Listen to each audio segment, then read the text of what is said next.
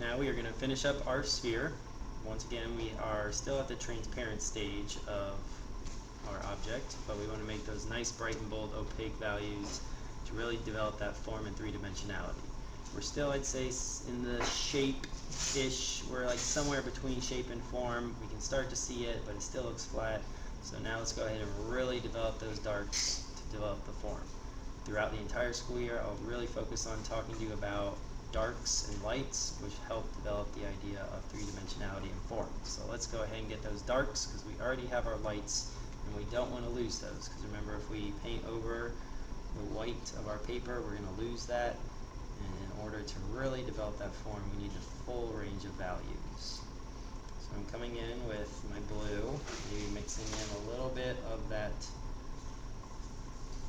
neutral color mixed with the orange. Mixing those together to create that darker value of blue, and not just all just straight blue. Come in, and we're kind of working in a C shape right now because I'm working with the shape of the object. Okay. Balls and spheres are rounded, so you kind of want to maybe paint in that rounded mindset instead of flat left to right or up and down, as that can flatten the object itself. Okay, now I'm going to come in with a wet brush and use this brush, which has no paint on it, to once again smoothly blend out the values and colors I have into what I already have, not losing the integrity of that transparent area to showcase where the highlight is coming from. Okay, now I'm going to really develop those opaque values, really get in there with that luscious opaque blue, not too much water. I am going to use a different brush. I'll keep the blue on this brush for now. I'm going to come in and really grab a lot of that orange, scoop that orange into the middle here, mix that around. Now this neutral right now is majority orange. We don't want that. We want it to be majority blue. But I guess while we have that, we can go ahead and intensify the shadow. Since it is majority orange and the ground is orange, we're going to intensify that shadow, make it darker or more opaque, closer to the object, as shadows are always darker closer to the object themselves. And then come in with a wet brush with no paint on it and smooth out that opaque value into my transparent value. Okay. Come back and develop that a little bit more around the edge. Also, you'll notice on the background plane we have a little bit darker value on the back side of the horizon line. Once again, the horizon line is where the sky meets the ground. We really want that to be nice, dark, and opaque, so I'm going to come in with my pure orange and develop one more quick layer of value on the orange and fade it into what I already got to really enhance that opaqueness right on the top edge at the horizon line. Blend that out. Okay, so now I think my ground is done. So next we are going to focus on still intensifying the blues.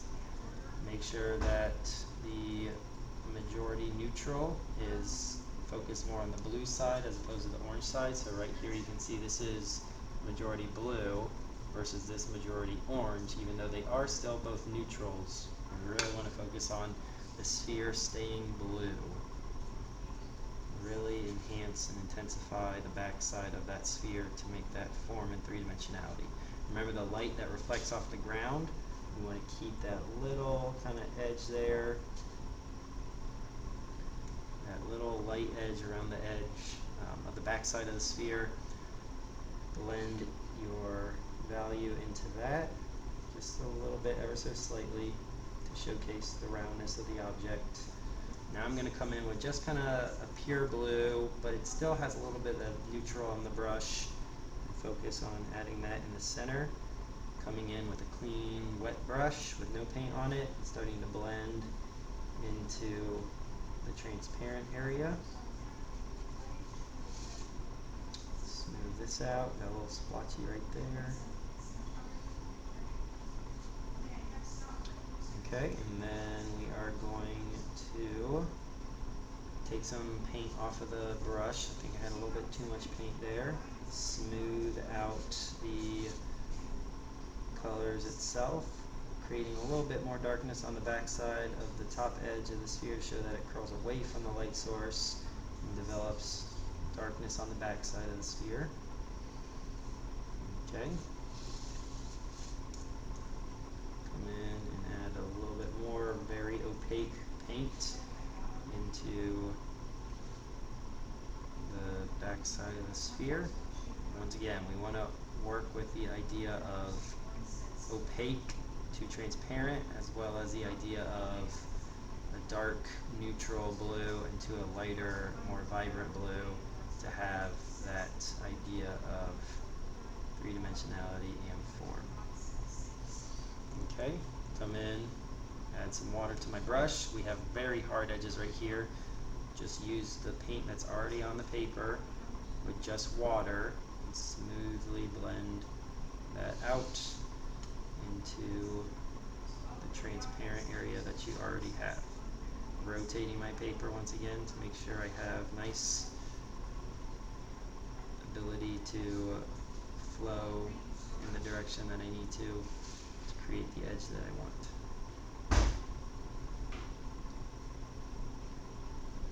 Okay, make sure everything is nice and smoothly blended together. I think I can go and intensify the backside just a little bit more with the neutral, clean my brush off, grab some more blue, grab just a touch of that orange, really intensify. Notice how I cleaned my brush off before I went back into my palette, as I don't want to contaminate the blue because there is orange within that. Enhance the backside. My paper is getting a little bit on the wet side. I will go ahead and let that dry so I don't tear my paper. Watercolor can be tedious in a very long project-based kind of mindset, especially if you really want to focus on keeping the integrity of the paper and making sure colors can successfully blend into one another. But it is very calm and soothing experience if you enjoy it, as I do. And take some time on your pieces, spend some hours on them, and just enjoy the process. Don't get too caught up and worried about what's going on in life. Just enjoy the moment. Okay. Don't really like the shadow there and how that looks entirely, so I'm going to come in with a neutral orange, more on the orange side because it's away from the object itself, and redevelop a little bit of that shadow, as I thought maybe I took a little bit too much paint off and it was still a little on the transparent side. Maybe come in with some of that more neutral color right up against the edge of my object.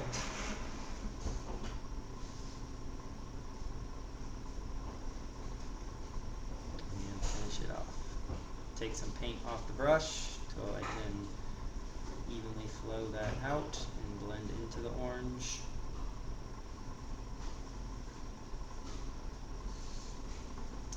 Okay, and now you have successfully created a three-dimensional object on a two-dimensional shape with the idea of transparency and opaqueness, and the idea of using a neutral, which is the use of two complementary colors on the color wheel.